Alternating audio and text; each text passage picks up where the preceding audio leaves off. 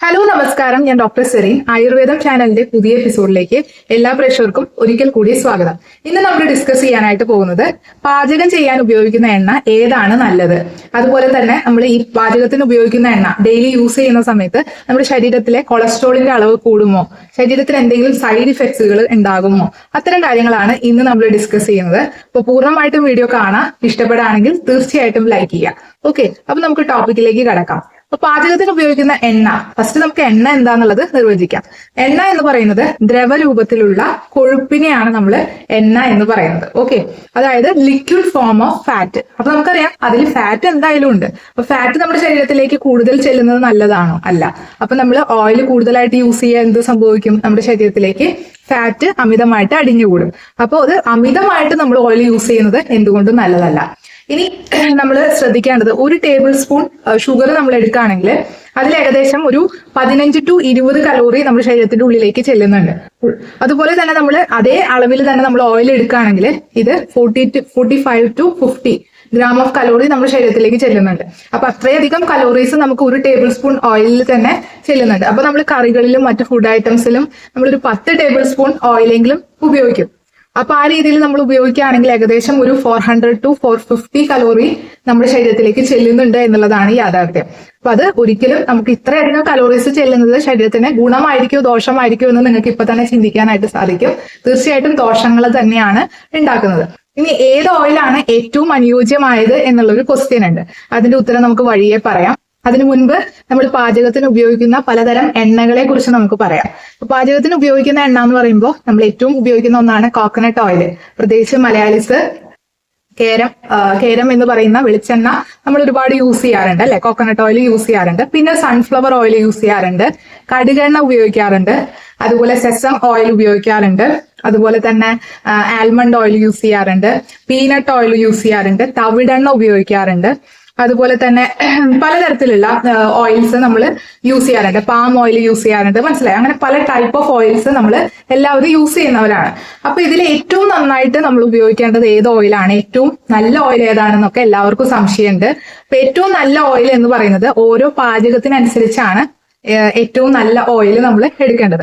സത്യം പറഞ്ഞു കഴിഞ്ഞാൽ എല്ലാ ഓയിൽസും നമുക്ക് ഉപയോഗിക്കാം, പക്ഷെ ഓരോ പാചകത്തിനും ഓരോ രീതിയിലുള്ള എണ്ണകളാണ് നമ്മൾ യൂസ് ചെയ്യുന്നത്. ഫോർ എക്സാമ്പിൾ, നമ്മൾ സാലഡ് ഒക്കെ കഴിക്കുന്ന ആൾക്കാരാണ്. ഇപ്പൊ 2 നേരം ഞാൻ എന്റെ വീഡിയോസുകളിൽ എല്ലാവരോടും പറയുന്ന ഒരു കാര്യമാണ്, രാവിലെയും ഉച്ചയ്ക്കും വൈകുന്നേരവും നമ്മൾ സാലഡുകൾ കഴിക്കണം അല്ലെ. അപ്പൊ സാലഡിലൊക്കെ നമുക്ക് ചേർക്കാനായിട്ട് ഏറ്റവും നല്ലത് ഒരു സ്പൂൺ, ഒരു ചെറിയ സ്പൂൺ ഓഫ് ഓയിൽ, നമുക്ക് ഒലീവ് ഓയിൽ നമുക്ക് ഉപയോഗിക്കാം, അല്ലെങ്കിൽ നമുക്ക് സെസം ഓയിൽ ഉപയോഗിക്കാം. ഈ 2 ഓയിൽസ് ആണ് സാലഡുകളിൽ ചേർക്കാനായിട്ട് ഏറ്റവും നല്ലത്. ഇത് നമ്മൾ ലോ ഹീറ്റിലൊക്കെയാണ് കറികൾ ഉണ്ടാക്കുന്നത് അല്ലെ. വ്യത്യസ്തമായിട്ടുള്ള കറികൾ നമ്മൾ ഉണ്ടാക്കണം. അതിന് അധികം ചൂടൊന്നും ആവശ്യമില്ല, ചെറിയൊരു ഹീറ്റ് മതി അല്ലെ. അതായത് ഒരു 60 to 90 ഡിഗ്രി, അതന്നെ 60 to 90 തന്നെ കേട്ടോ. ഇപ്പൊ 60 to 90 ഡിഗ്രിയിലാണ് നമ്മൾ ലോ ഹീറ്റ് എന്ന് പറയുന്നത്. ഓക്കെ, അപ്പൊ ലോ ഹീറ്റിൽ നമ്മൾ ഉണ്ടാക്കുന്ന കറികൾ ഉണ്ടാകും, അതുപോലെ ചെറിയ ചെറിയ ബേക്ക്ഡ് ഐറ്റംസ് ഉണ്ടാകും. അപ്പൊ അത്തരം സാഹചര്യത്തിൽ നമ്മൾ ഉപയോഗിക്കേണ്ടത് ഏത് ഓയിലാണ്? നമ്മുടെ വെളിച്ചെണ്ണയാണ്. കോക്കനട്ട് ഓയിലാണ് ഏറ്റവും അഭികാമ്യം. ഓക്കെ, അല്ലാതെ ഡീപ് ഫ്രൈ ഐറ്റംസ്, അതായത് നമ്മളിപ്പോ ഇറച്ചിയൊക്കെ വറുത്ത് പൊരിക്കുകയാണ്, അതുപോലെ പൊട്ടറ്റോ ഫ്രൈസ് ഒക്കെ ഉണ്ടാക്കുകയാണ്, അത്തരം അവസരത്തിൽ അതായത് നന്നായി നമ്മൾ ഡീപ് ഫ്രൈ ചെയ്യണം അല്ലെ. അതുപോലെ തന്നെ മറ്റു പല പദാർത്ഥങ്ങളും നമ്മൾ ഉണ്ടാക്കുന്ന കറികൾ നമ്മൾ ഫ്രൈഡ് ആയിട്ട് ഉണ്ടാക്കുന്ന അവസരത്തിൽ നമുക്ക് അവിടെ ഒരു 90 to 200 ഡിഗ്രി അല്ലെ. മറ്റത് 60 to 90 ആണെങ്കിൽ ഇതിനൊരു 90 to 200 ഡിഗ്രി ഓഫ് ഹീറ്റ് ആവശ്യമാണ്. അപ്പൊ അത്തരം സാഹചര്യത്തിൽ നമ്മൾ ഉപയോഗിക്കേണ്ട എണ്ണ എന്ന് പറയുന്നത് തീർച്ചയായിട്ടും വെജിറ്റബിൾ ഓയിലാണ്. അപ്പൊ വെജിറ്റബിൾ ഓയിൽ എന്ന് പറയുമ്പോൾ നമ്മൾ പൊതുവെ വെജിറ്റബിൾ ഓയിൽ യൂസ് ചെയ്യുന്നത് സൺഫ്ലവർ ഓയിലാണ്. പക്ഷെ സൺഫ്ലവർ ഓയിൽ നമ്മൾ ഉപയോഗിക്കുന്നത് കൊണ്ട് ഞാൻ എപ്പോഴും സംശയിക്കുന്ന ഒരു കാര്യമാണ്, സൺഫ്ലവർ ഇത്രയും ഉൽപാദനം നമ്മുടെ നാട്ടിലില്ല.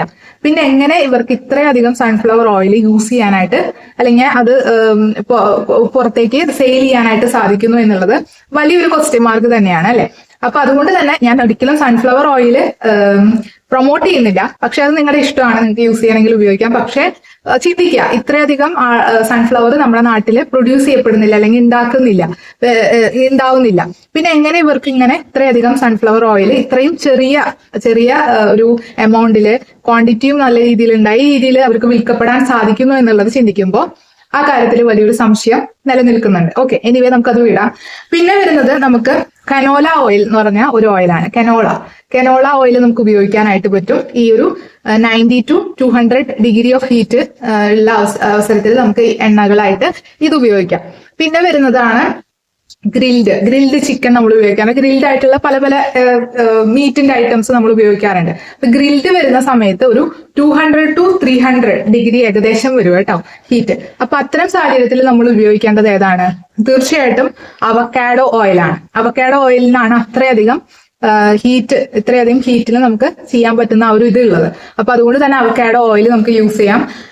അത് ഏകദേശം നമുക്ക് നല്ല രീതിയിൽ നമുക്ക് ചെയ്യാനായിട്ട് അതിന്റെ ഒരു സ്റ്റീമിംഗ് പോയിന്റ് എന്ന് പറയുന്നത് 510 ഡിഗ്രിയാണ്. ഏറ്റവും കൂടുതലുള്ള ഒരു ഇതും കൂടിയാണ്. അപ്പൊ സ്മോക്കിംഗ് പോയിന്റ് എന്ന് പറയുന്ന ഒരു അവസ്ഥയുണ്ട്, സ്മോക്കിംഗ് പോയിന്റ് ഓഫ് ഓയിൽ. അതായത് നമ്മൾ എണ്ണ പുകയ്ക്ക എന്ന് പറയില്ലേ, എണ്ണ പുകഞ്ഞു വരിക, ആ ഒരു അതാണ് ഈ ഒരു അവസ്ഥ എന്ന് പറയുന്നത്. അത് വെളിച്ചെണ്ണയ്ക്ക് ഏകദേശം 175 ഡിഗ്രിയാണ് വരുന്നത്. കനോല ഓയിലിന് 200 ഡിഗ്രിയാണ് വരുന്നത്. അതുപോലെ സൺഫ്ലവർ ഓയിലിന് 230 ഡിഗ്രിയാണ് വരുന്നത്. ഏറ്റവും കൂടുതൽ വരുന്നത് അവക്കാഡോ ഓയിലിനാണ്, അതായത് 270 ഡിഗ്രി. ഓക്കെ, അപ്പൊ ആ രീതിയിലാണ് നമ്മൾ ഇതിന്റെ ഒരു പുക വരിക. എണ്ണ ചൂടാക്കുമ്പോൾ പുക വരുന്ന അത്രയും നേരം പുകയ്ക്കുന്ന ഒരു അവസ്ഥ, അത് വളരെ ഡേഞ്ചറസ് ആയിട്ടുള്ള ഒരു സിറ്റുവേഷൻ ആണ്. ആ പുക വരുന്ന അവസ്ഥയ്ക്ക് മുൻപുള്ള ആ ഒരു ഡിഗ്രി എത്തുമ്പോൾ അത് പുകയ്ക്കും. അതാണ് ഞാനിപ്പോ പറഞ്ഞത്. ഓക്കെ, അപ്പൊ ഏറ്റവും കൂടുതൽ ആ സ്മോക്കിംഗ് പോയിന്റ് ഓഫ് ഓയിൽ വരുന്നത് 510 ഡിഗ്രി അതായതിനാണ് അവക്കാഡോ ഓയിലിന് തന്നെയാണ് കേട്ടോ. ഇനി അതുപോലെ തന്നെ ഓയിൽ ഉപയോഗിക്കുന്ന സമയത്ത് നമ്മൾ ശ്രദ്ധിക്കേണ്ട കാര്യം, ഏറ്റവും പ്രധാനപ്പെട്ട കാര്യം എന്ന് പറയുന്നത് ഓയിലിന്റെ ക്വാണ്ടിറ്റിയാണ്. ക്വാണ്ടിറ്റി എത്രത്തോളം കുറയ്ക്കാനായിട്ട് സാധിക്കുന്നു അത്രത്തോളം നമുക്ക് ഹെൽത്ത് വീണ്ടെടുക്കാനായിട്ട് സാധിക്കും. അതായത് എമൗണ്ട് ഓഫ് ഓയിൽ, കോക്കനട്ട് ആയാലും ഒലീവ് ഓയിൽ ആയാലും ആൽമണ്ട് ആയാലും ഏത് ഓയിൽ ആയാലും എമൗണ്ട് കുറച്ച് മാത്രം ഉപയോഗിക്കാനായിട്ട് ശ്രദ്ധിക്കാം. ഇനി വേറെ വരുന്ന ഒരു പ്രശ്നമാണ് റിഫൈൻഡ് ഓയിൽ. അപ്പൊ നമുക്ക് പലപ്പോഴും പരസ്യങ്ങളിലെല്ലാം കാണുന്നതാണ് റിഫൈൻഡ് ഓയിൽ. അതുപോലെ തന്നെ കൊളസ്ട്രോൾ 0 എന്നൊക്കെ പറഞ്ഞിട്ട് കാണിക്കാറുണ്ട്. അതുപോലെ തന്നെ ഇത് കഴിക്കുകയാണെങ്കിൽ നമുക്ക് ശരീരത്തിന് ഒരു ബുദ്ധിമുട്ടും ഇല്ല, ഒരു തരത്തിലുള്ള പ്രശ്നങ്ങളും ഇല്ല, എത്രത്തോളം വേണമെങ്കിൽ നമുക്ക് യൂസ് ചെയ്യാം അങ്ങനെയൊക്കെ പറഞ്ഞിട്ട്. ആക്ച്വലി റിഫൈൻഡ് ഓയിൽ എന്ന് പറയുന്നത് വളരെ തെറ്റായൊരു കാര്യമാണ്. അതായത് നല്ല രീതിയിൽ ഈ ഓയിൽ ചൂടാക്കി, അല്ല സൂപ്പർ ഹീറ്റിൽ ചൂടാക്കി അതിൽ കെമിക്കൽസ് ആഡ് ചെയ്തിട്ട് നശിച്ചു പോവാതിരിക്കാനായിട്ട്, അതായത് ഇത് കേടുവരില്ല. അപ്പൊ ആ രീതിയിൽ കെമിക്കൽ ആഡ് ചെയ്തിട്ട് ഇത് റിഫൈൻഡ് ഓയിൽ ആക്കുന്ന ഒരു അവസ്ഥയാണിത്. അപ്പൊ ഇത് പലതരത്തിലുള്ള ഓയിൽസ് കമ്പനികൾ ഇറക്കുന്നുണ്ട്, പല ടൈപ്പ്. ഇപ്പൊ കോക്കനട്ട് ഓയിൽ ആയാലും പലതരത്തിലുള്ള ഓയിൽസുകൾ ഇറക്കുന്നുണ്ട്, സൺഫ്ലവർ ആയാലും ഇതൊന്നും കേടുവരില്ല. പക്ഷെ നമ്മൾ സാധാരണ ആട്ടിയെടുക്കുന്ന വെളിച്ചെണ്ണയൊക്കെ ആണെങ്കിൽ പെട്ടെന്ന് ഇത് കേടുവരുന്നതായിട്ട് കാണാം. ഓക്കെ, അപ്പോ ഇതിലെന്ന് പറഞ്ഞു കഴിഞ്ഞാല് ഇവര് നല്ല ഓയിലാണെന്ന് പറഞ്ഞിട്ടാണ് ഇത് ഇറക്കുന്നത്. അഡ്വർടൈസ്മെന്റിലൊക്കെ അങ്ങനെയാണ്. പക്ഷെ നല്ല ഓയിലിന്റെ ഒരു ഗുണവും ഇതിനില്ല തന്നെ അല്ല, ഇതിൽ ട്രൈഗ്ലിസറൈഡ് ലെവൽ എന്ന് പറയുന്നത് ഏറ്റവും ഹൈ ആയിരിക്കും. അതുപോലെ കൊളസ്ട്രോൾ 0 എന്ന് പറയുന്നു, പക്ഷെ ട്രൈഗ്ലിസറൈഡ്സ് ഏറ്റവും ഹൈ ലെവലിലായിരിക്കും ഇത്തരം അവസ്ഥകളിൽ ഉള്ളത്. അപ്പോൾ ഇതിൽ നിന്ന് നമുക്ക് എന്ത് മനസ്സിലാക്കാം, എന്താണ് ഞങ്ങൾ ചെയ്യേണ്ടത് എന്നുള്ളത് ഇപ്പോഴും നിങ്ങൾക്ക് സംശയം ഉണ്ടാവും. നമ്മളുടെ ഓരോ പാചകത്തിനനുസരിച്ച് ഓയിൽ മാറ്റി മാറ്റിയാണ് ഉപയോഗിക്കേണ്ടത്. അതായത് നമുക്ക് സാലഡിലൊക്കെ ഉപയോഗിക്കാനാണെങ്കിൽ, അതായത് നമുക്ക് ഈ സെസം ഓയിലോ അല്ലെങ്കിൽ നമ്മുടെ ഒലീവ് ഓയിലോ ഒക്കെ ഉപയോഗിക്കുന്നതായിരിക്കും നല്ലത്, നേരത്തെ ഞാൻ പറഞ്ഞ പോലെ. അതുപോലെ ലോ ഹീറ്റ് ആണെങ്കിൽ നമുക്ക് കോക്കനട്ട് ഓയിൽ യൂസ് ചെയ്യാം. കുറച്ചും കൂടി ഒരു മീഡിയം നല്ല രീതിയിൽ ഡീപ് ഫ്രൈ ആയിട്ട് എടുക്കേണ്ട ഐറ്റംസ് ഒക്കെ ആണെങ്കിൽ നമുക്ക് വെജിറ്റബിൾ ഓയിൽസ് ഉപയോഗിക്കാം. അതുപോലെ കനോല ഓയിൽ ഉപയോഗിക്കാം. ഇനി നല്ല രീതിയിൽ ഗ്രിൽഡ് ഒക്കെ ചെയ്യേണ്ട ഇതാണെങ്കിൽ നമുക്ക് തീർച്ചയായിട്ടും അവിടെ അവക്കാഡോ ഓയിലിനെ ആശ്രയിക്കേണ്ടി വരും. ഓക്കെ, അപ്പൊ നിങ്ങൾക്ക് തീർച്ചയായിട്ടും മനസ്സിലായി എന്ന് വിശ്വസിക്കുന്നു ഇത്തരം കാര്യങ്ങൾ.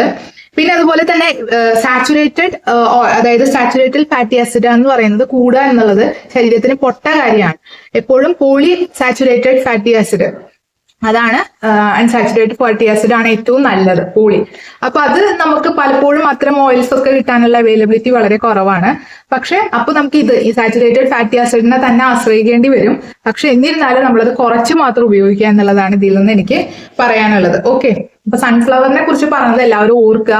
കാര്യം നമ്മൾ മേടിക്കുന്ന സൺഫ്ലവർ ഒരിക്കലും എല്ലാം ഫേക്ക് ആണെന്നല്ല ഞാൻ പറഞ്ഞു വരുന്നത്. പക്ഷെ ചിന്തിക്കുക, കാര്യം ഇത്രയും സൺഫ്ലവേഴ്സ് ഒരിക്കലും അവൈലബിൾ അല്ല നമ്മുടെ നാട്ടില്. പിന്നെ എങ്ങനെ ഇവരിത് പ്രൊഡ്യൂസ് ചെയ്യുന്നു എന്ന് ചിന്തിക്കുകയാണെങ്കിൽ തീർച്ചയായിട്ടും അതിന്റെ ഒരു ജെന്യൂനിറ്റി നമുക്ക് സംശയിക്കപ്പെടേണ്ടി വരാറുണ്ട്. ഓക്കെ, അപ്പൊ അത് അത്രയേ ഉള്ളൂ ഇന്നത്തെ എപ്പിസോഡ്. നിങ്ങൾക്ക് എല്ലാവർക്കും ഈ എപ്പിസോഡിൽ നിന്ന് കുറച്ചെങ്കിലും യൂസ്ഫുൾ ആയിട്ടുള്ള കാര്യങ്ങൾ കിട്ടിയെന്ന് വിശ്വസിക്കുന്നു. ഇഷ്ടപ്പെടുകയാണെങ്കിൽ തീർച്ചയായിട്ടും ലൈക്ക് ചെയ്യുക, കമന്റ് ചെയ്യുക, മറ്റുള്ളവരിലേക്കും കൂടി ഷെയർ ചെയ്ത് കൊടുക്കുക. Okay, thank you so much. നാളെ നമുക്ക് പുതിയൊരു എപ്പിസോഡുമായിട്ട് കാണാം. അതുവരേക്കും stay happy and stay healthy. By.